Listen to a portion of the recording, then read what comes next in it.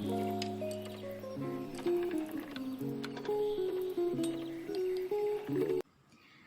good day to all of you. I am Nurhazda Hamid. First of all, I would like to choose A Beautiful Mind starring by Russell Crowe as my preference in this assignment. In my opinion, this film has taught me about what is mental disorder, specifically schizophrenia in clear picture.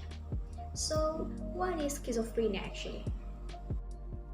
Schizophrenia is a chronic brain disorder that affects approximately 24 million people or 1 in 300 people worldwide. Onset is most often during late adolescence and the 20s, and onset tends to happen earlier among men than women. The positive symptoms include hallucination, delusion, and disorganized speech based on the same 5 criteria for schizophrenia. What and when the symptoms occur? First and foremost, the scene begins with John Nash, who was an introvert, introduced himself to other math graduate students, attempting to make jokes with good intentions but ultimately offending them by saying that his work are better than others. After the altercation, he returns to his room, where he meets his roommate and friend, Charles, who is always at his side.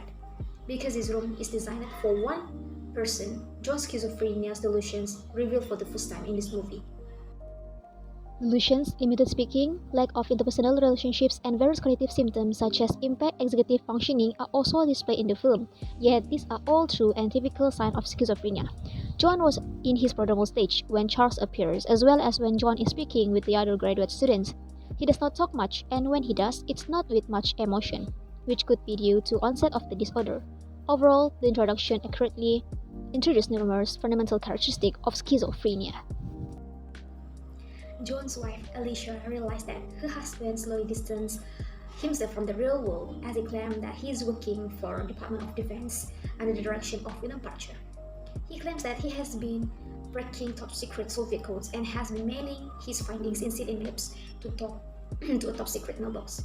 In another scene, Alicia tried her best to investigate what has actually happened to her husband and finally reveals to him that there is no agent named William Parcher and none of his envelopes have ever been opened. Alicia realized that Nash needs psychiatric care due to his condition. At this point, the scene shows that John was in his active phase of schizophrenia.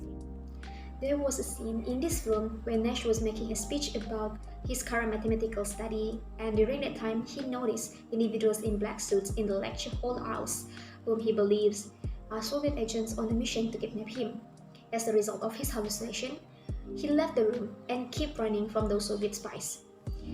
They appear on him, and it becomes clear that these men are not Soviet spies but healthcare workers from psychiatric hospitals who came to appear and transport him to a psychiatric facility where he can receive treatment for his handicap. Charles still appears in this situation, but he just looks at John and do nothing.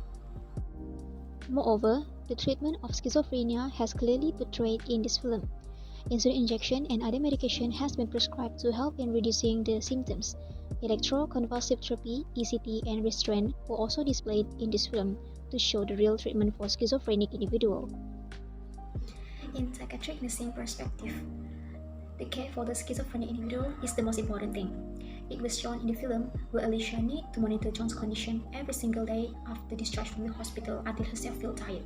Loss of libido, anhedonia, and depression are all of the negative symptoms and the side effects of the medications experienced by John, which make Alicia tired and almost giving up in taking care of him.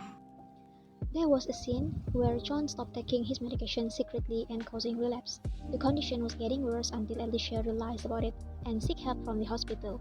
Taking medication in proper way is very important to control the symptoms, and if relapse occur, the condition would become more worse than before. For me, even though it is a burden for Alicia to take care of her husband's condition, but still, it was her responsibility to take care of her husband, especially while taking the medication, to prevent relapse occur, which would worsen than before. After relapse, Nash needed to accept that he should continue to take his medication and return to psychiatric hospital. He decided to control himself and accept about his mental condition. John can still see Pacher, Charles, and his niece, but he tried to not acknowledge them. He tried his best to ignore all of his delusion and mind his own business. After that, he was able to work as usual and started to teach again, but at the same time still dealing with his delusion. He was also able to resume his research and finally win Nobel Prize award for his work. After watching this film, I can conclude that individuals with schizophrenia disorder still has a chance to live their life the same like any other individuals, but still continue with the medication. The film, for me, has already portrayed the ideas and facts about the disorder from the prodromal phase up to the residual phase. Overall, I think this film is great and has an accurate example of what is it like to live with schizophrenia, and at the same time, educate people to know about this mental disorder. That's all from me. Thank you.